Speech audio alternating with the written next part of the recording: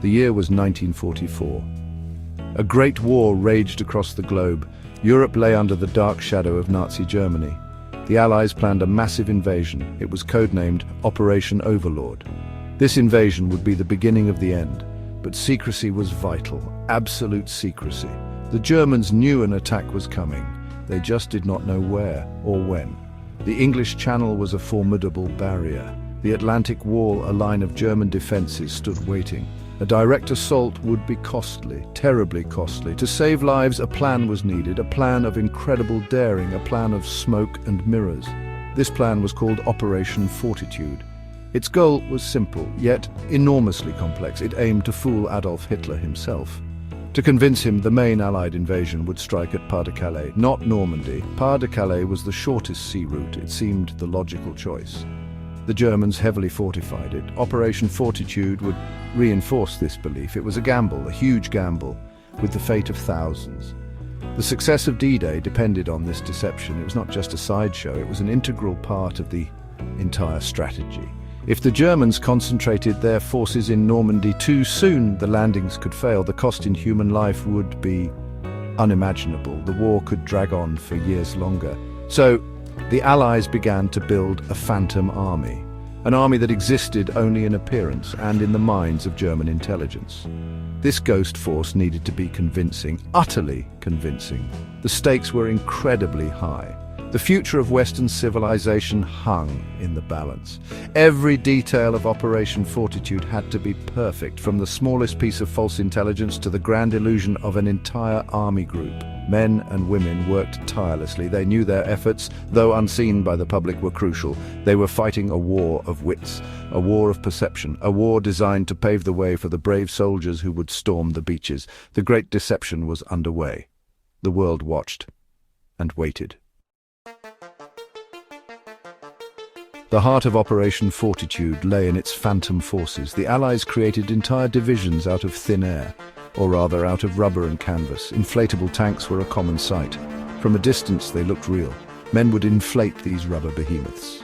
They would carefully position them in fields across Kent.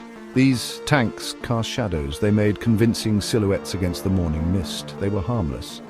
Yet they held a powerful illusion, an illusion meant for German spy planes. It was not just tanks.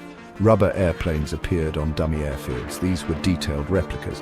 They looked ready for combat. Soldiers, sometimes actors, moved these props. They created the illusion of activity. Cardboard landing craft were assembled near harbors. They bobbed gently in the water. They suggested an imminent invasion fleet aimed at Calais. Men drove trucks in endless circles. Their tracks created the appearance of heavy traffic, of an army on the move. Every detail was meticulously planned. Every movement was choreographed.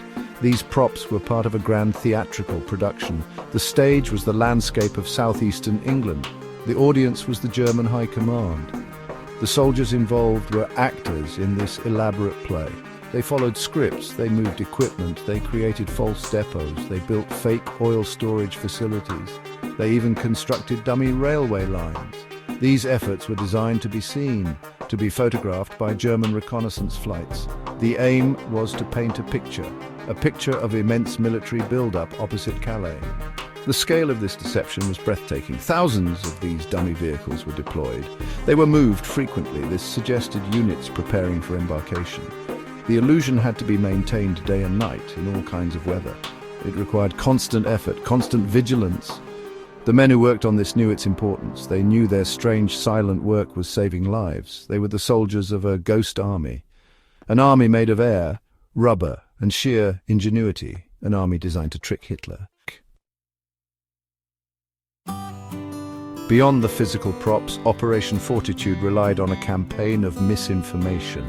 This was a war fought with whispers, with carefully crafted lies. The Allies broadcast fake radio transmissions. These signals mimicked the chatter of a real army group. They spoke of troop movements, of supply chains, of invasion plans, all pointing towards Pas-de-Calais. German radio operators listened intently. They intercepted these messages. They reported them to their superiors. The fake signals painted a compelling picture, a picture the Germans wanted to believe, A key figure in this deception was General George S. Patton. He was a famous American commander. The Germans respected him, they also feared him. The Allies knew this.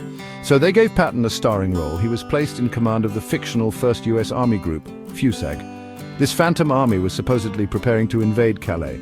Patton played his part with gusto. He was seen in southeastern England. He stood confidently near maps. He reviewed non-existent troops. His presence lent credibility to the entire charade. Double agents also played a crucial role. These were German spies captured by the British. They were turned. They began feeding false information back to Germany. Information carefully crafted by Allied intelligence. These agents confirmed the existence of FUSAG. They reported on its strength, its readiness, its supposed target, Calais. The German intelligence services, already inclined to believe Calais was the target, accepted these reports. They trusted their agents. They were being masterfully misled. The web of deceit grew stronger. The German military leadership became increasingly convinced. They believed Pas-de-Calais was the primary threat. Their intelligence reports seemed to confirm it. The presence of Patton, the radio traffic, the aerial reconnaissance photos of dummy equipment, it all added up. They kept powerful panzer divisions waiting in the Calais region.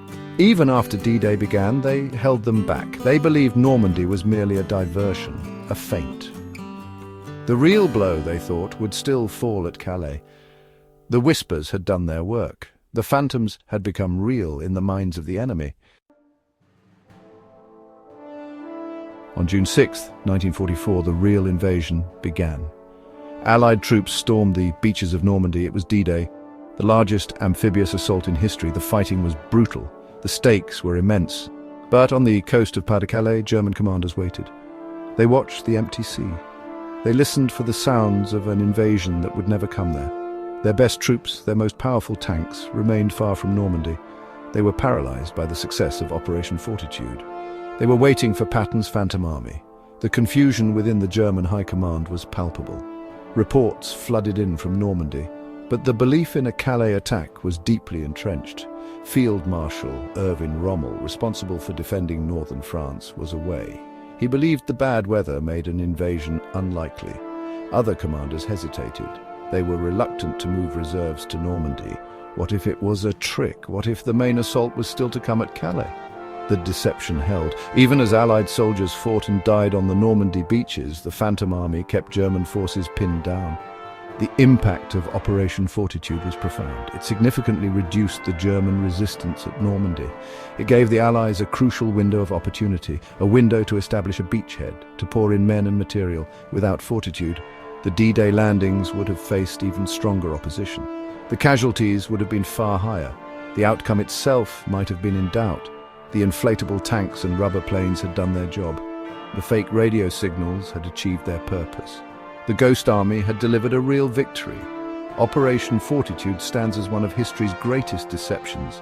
It was a masterpiece of strategy, a testament to ingenuity and courage. It saved countless lives. It shortened the war. The men and women who created this illusion were unsung heroes. They fought with cunning, not with bullets. They fooled Hitler. They paved the way for liberation. The success of D-Day, and ultimately the Allied victory in Europe, owed a tremendous debt to this phantom army. An army that fought its battles in the shadows and won.